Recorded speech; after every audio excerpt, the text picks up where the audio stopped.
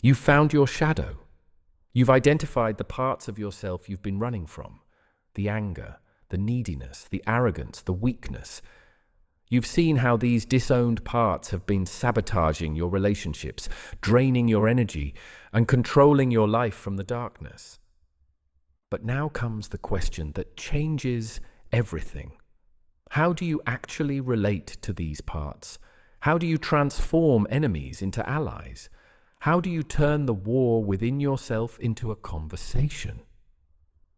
Carl Jung discovered something extraordinary.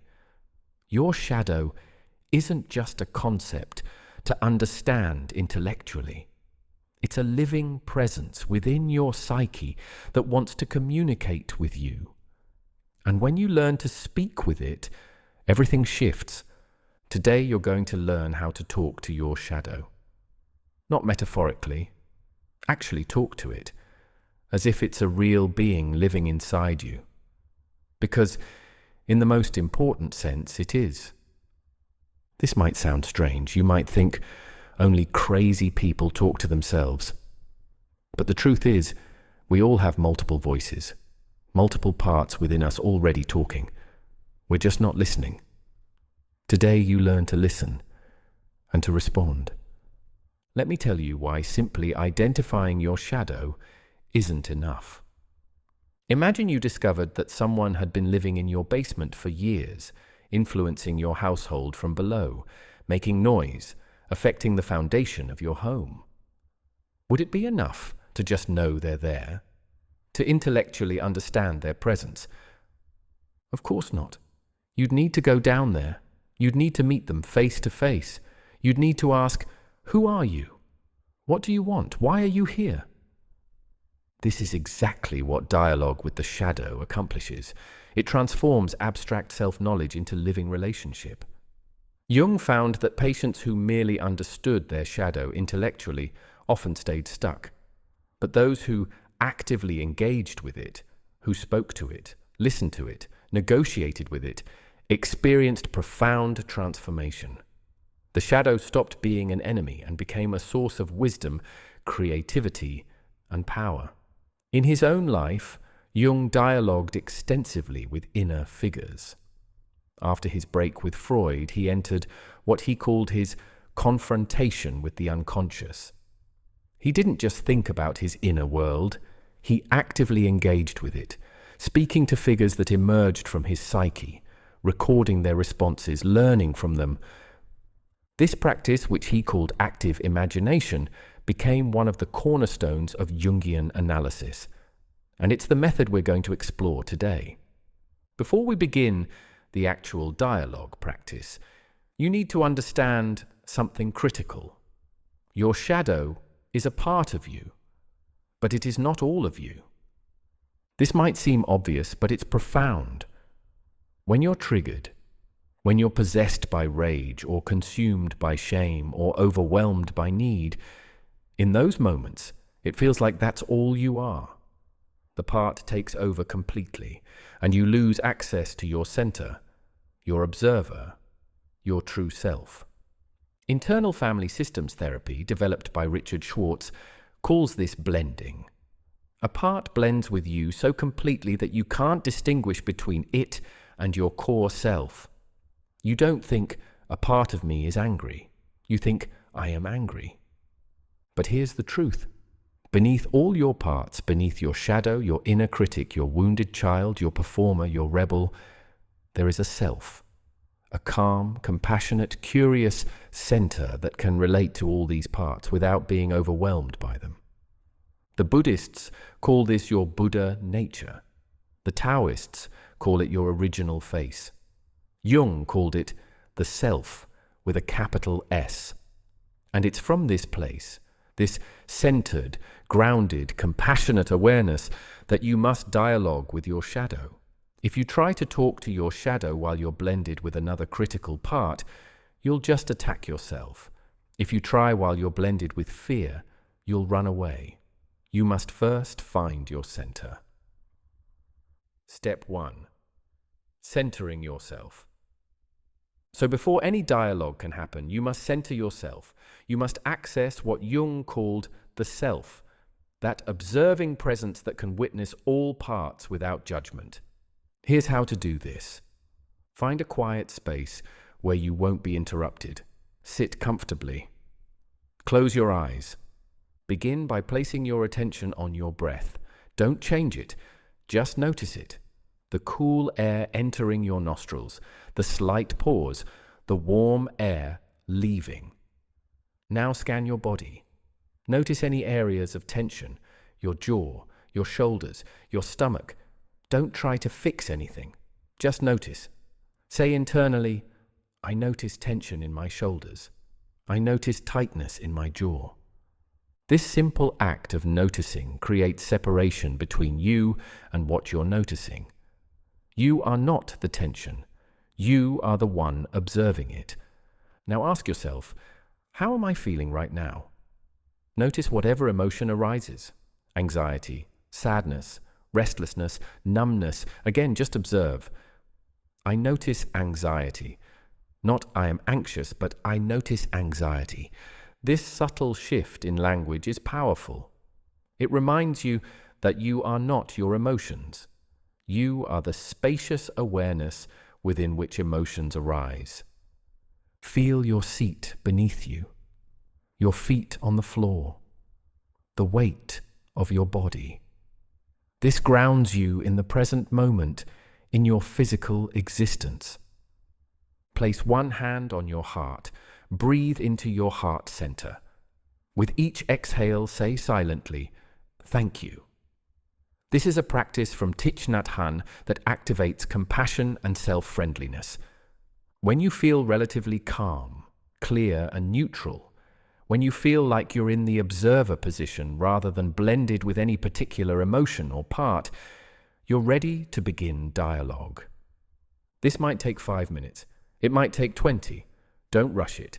Everything depends on accessing this centered state first. Step 2. Inviting the shadow to appear.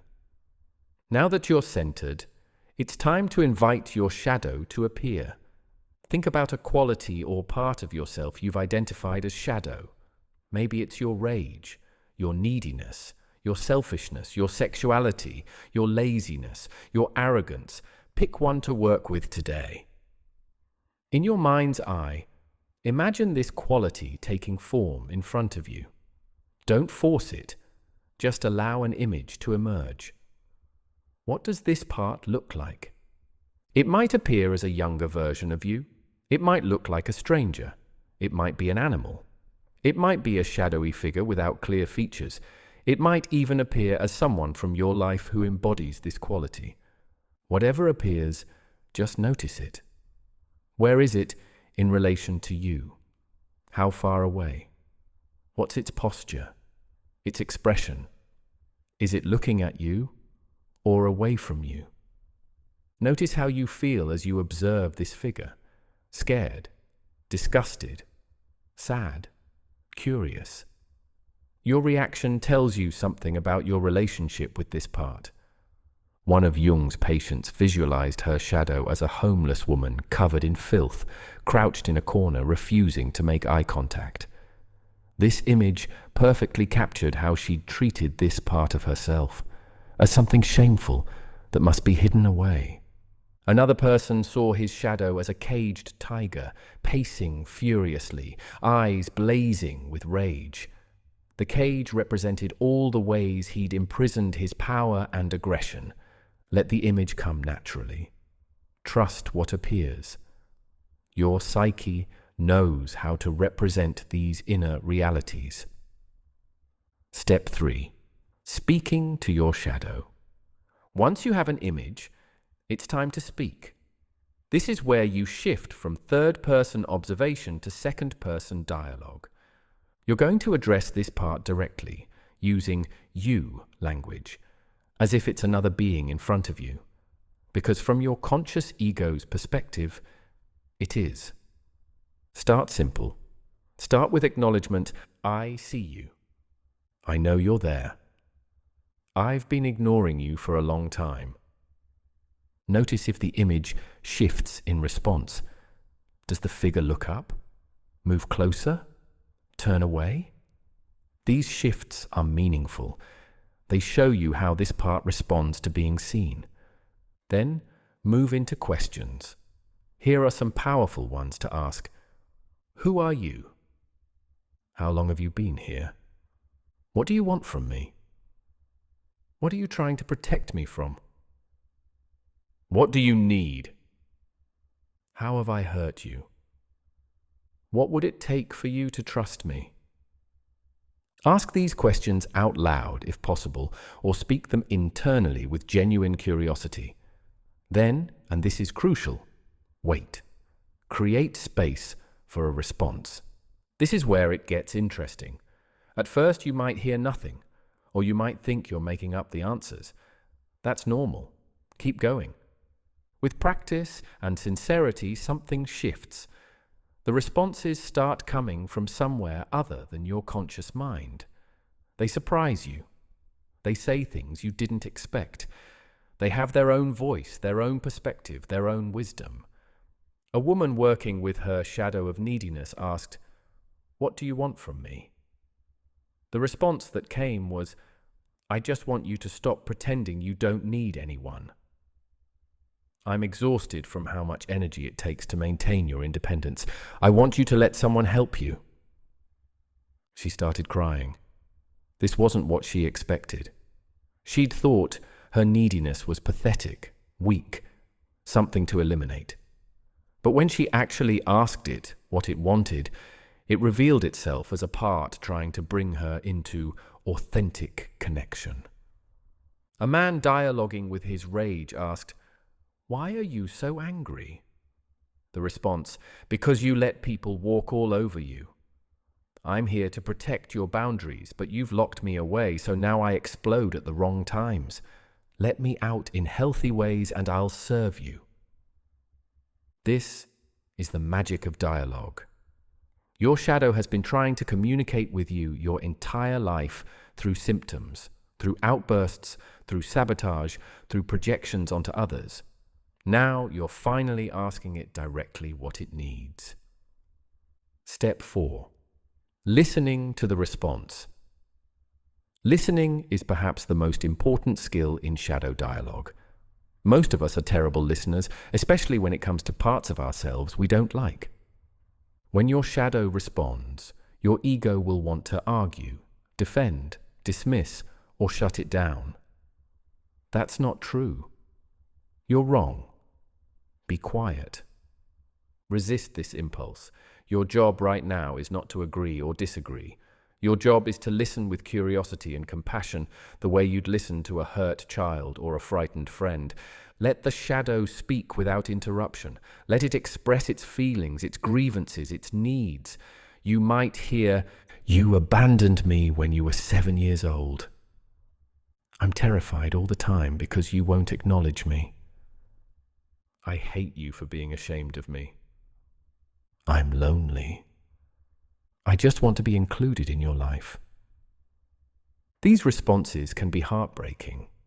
They often reveal the deep pain these parts have been carrying while you've been trying to eliminate them. As you listen, practice what therapists call reflection. Repeat back what you're hearing.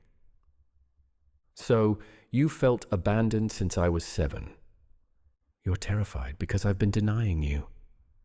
You hate me because I'm ashamed of you." This reflection serves two purposes.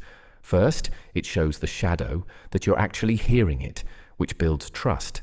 Second, it helps you fully receive and integrate what's being communicated.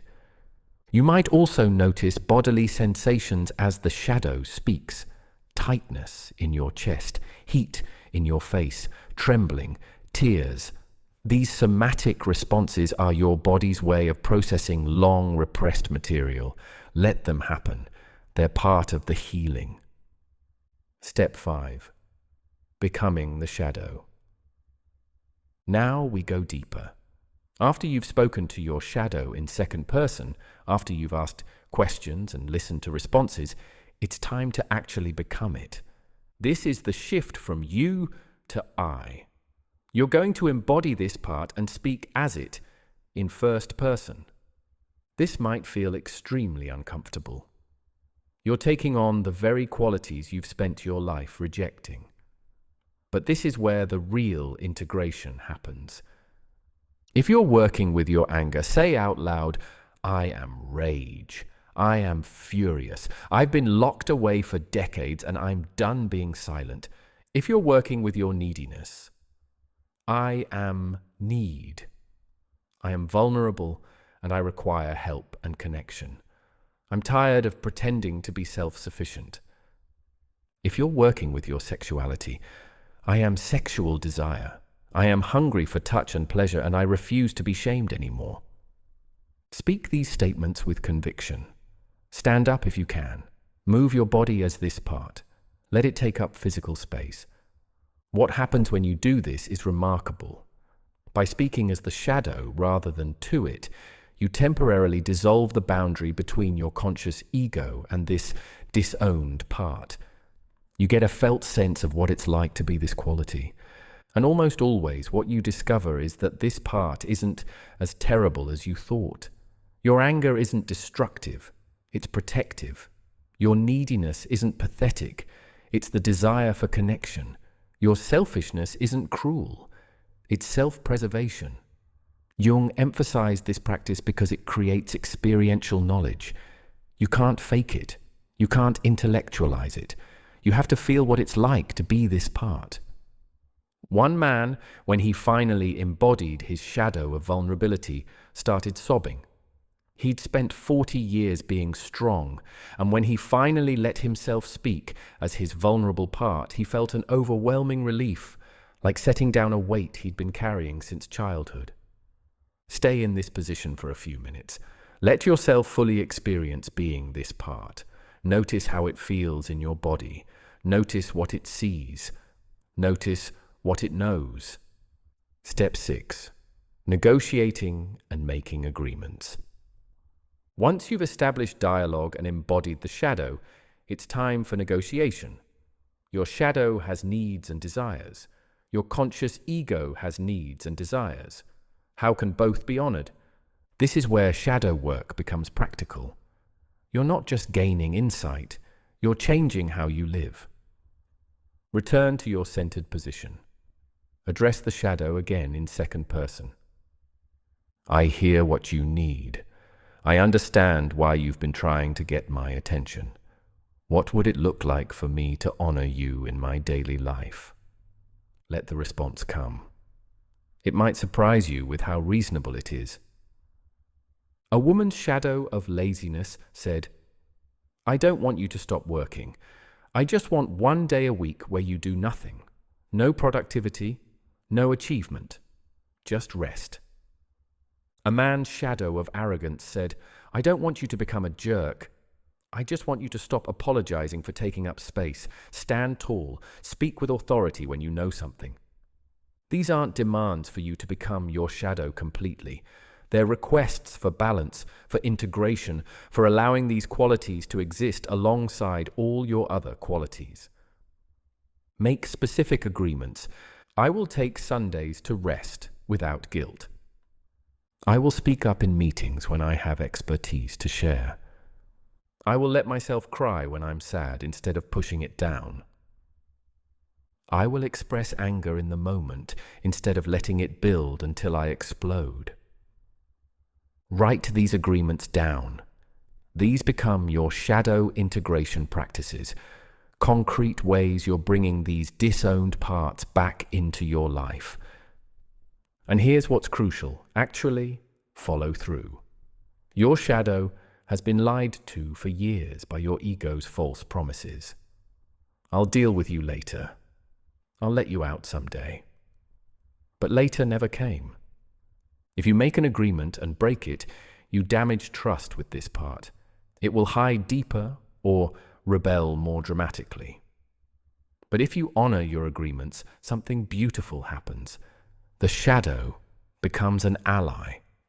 Here's what many people don't understand about shadow dialogue. It's not a one-time event. It's an ongoing relationship. You wouldn't meet someone once, have one conversation, and expect to know them completely. The same is true for your shadow. Jung recommended regular check-ins with inner figures. Make this a daily or weekly practice. Every morning you might spend just 2 minutes in dialogue. How are you today? What do you need from me? How can I honor you today? Before bed you might reflect, did I keep the agreements we made? Is there anything you want me to know? These brief check-ins maintain the relationship. They show your shadow that you haven't forgotten it, that you're committed to integration. Over time, the nature of the dialogue changes. Early on, there's often anger, resentment, suspicion from the shadow. It doesn't trust you yet. But as you consistently show up, as you honor agreements, as you make space for these parts in your life, the relationship softens. The shadow that once appeared as a threatening figure might begin to appear as a friend, a guide, even a protector. Its energy, which was once used to sabotage you, now becomes available to support you. As you deepen this practice, you'll discover that you don't have just one shadow. You have many shadow parts, each with its own personality, needs, and wisdom. There's the shadow that holds your rage, another that holds your grief, one that carries your sexuality, another your ambition, one your laziness, another your playfulness. Don't try to dialogue with all of them at once. That's overwhelming. Pick one to work with for a period of time, maybe a week, maybe a month. Build a relationship with that specific part. Once you've established some integration with one shadow figure, you can begin working with another. Some people find it helpful to create what Jung called a temenos, a sacred inner space where all these parts can gather. In your imagination, you might create a round table or a council fire where different parts of yourself can speak and be heard. In this space, your centered self acts as a compassionate facilitator, making sure each part gets time to speak, that none dominates or silences the others. This might sound elaborate, but it's remarkably effective. People who develop this practice report feeling less fragmented, more integrated, more whole. The internal war stops. The different parts of yourself begin cooperating instead of fighting. Your shadow doesn't only communicate when you intentionally seek dialogue, it also speaks through dreams. Jung found that shadow figures frequently appear in dreams as characters of the same gender as the dreamer. Sometimes as criminals, outcasts, or threatening strangers, sometimes as wise teachers or powerful allies. When you remember a dream with such a figure, you can use dialogue to understand it more deeply. Write down the dream. Then imagine yourself back in the dream scene. Approach the shadow figure and ask the same questions. Who are you? What do you want to show me? What part of me do you represent? Let the dream figure respond. You're continuing the dream through active imagination, allowing it to unfold beyond what you experienced in sleep. A patient of Jung's dreamed repeatedly of being chased by a dark man. Jung encouraged him not to run in the dream, but to turn and face this figure. When he did, in active imagination, imagining the dream continuing, the dark man transformed into a teacher who had profound wisdom to share about the patient's unlived life. Your dreams are your shadow's most eloquent language. By dialoguing with dream figures, you translate that symbolic language into conscious understanding. Before we close, I need to offer an important warning. Shadow dialogue is powerful, and like anything powerful, it needs to be approached with wisdom. For most people, this practice is safe and profoundly healing. But if you have a history of psychosis, severe dissociation, or certain forms of trauma, diving into dialogue with unconscious parts can be destabilizing. If you're working with very young, wounded parts, what internal family systems calls exiles, they may carry overwhelming pain or trauma. Approaching them without proper support can re-traumatize you. If you're concerned about your capacity to do this work safely, seek a therapist trained in Jungian analysis, internal family systems, or another depth psychology approach. They can guide you through the process with proper containment and support. Also, know that you don't have to do this work when you're in crisis. If you're barely keeping your head above water with life circumstances, this might not be the time for deep shadow dialogue. There's wisdom in knowing when to wait. Trust your intuition. If something feels too intense, step back. You can always return to this work when you feel more resourced. The goal isn't to force integration. It's to create the conditions where integration can naturally occur. Learning to dialogue with your shadow is one of the most courageous acts of self-love you can engage in. You're choosing to speak with the parts of yourself that have been exiled, shamed, and rejected. You're extending compassion to what you've considered unworthy of compassion. You're listening to what you've refused to hear. This practice transforms your relationship with yourself from civil war to peaceful negotiation, from fragmentation to integration, from self-hatred to self-acceptance. When Jung dialogued with his inner figures during his confrontation with the unconscious, he didn't just gain psychological insight. He accessed creativity, wisdom, and guidance that shaped the rest of his life's work. The inner figures he met became sources of profound teaching. The same is available to you. Your shadow isn't just a problem to solve. It's a doorway to parts of yourself you've never known, parts that carry power, creativity, authenticity, and vitality. The anger you've repressed might become your capacity for healthy boundaries. The neediness you've hidden might become your ability to form genuine intimacy. The arrogance you've denied might become your natural confidence. The laziness you fought might become your capacity for restoration and rest. But none of this happens through understanding alone. It happens through relationship, through actually speaking to these parts, listening to them, honoring them, making space for them in your life. So begin today. Find your center.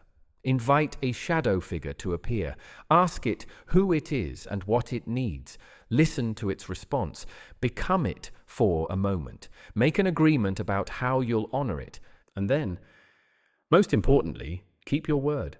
Your shadow has been waiting your entire life for you to turn around, to stop running, to finally say, I see you. I'm listening. Tell me what you need. That conversation changes everything. The war within you can end. The fragmentation can heal. The lost parts of yourself can come home.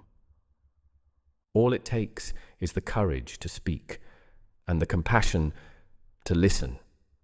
Your shadow is waiting. It's time to begin the dialogue.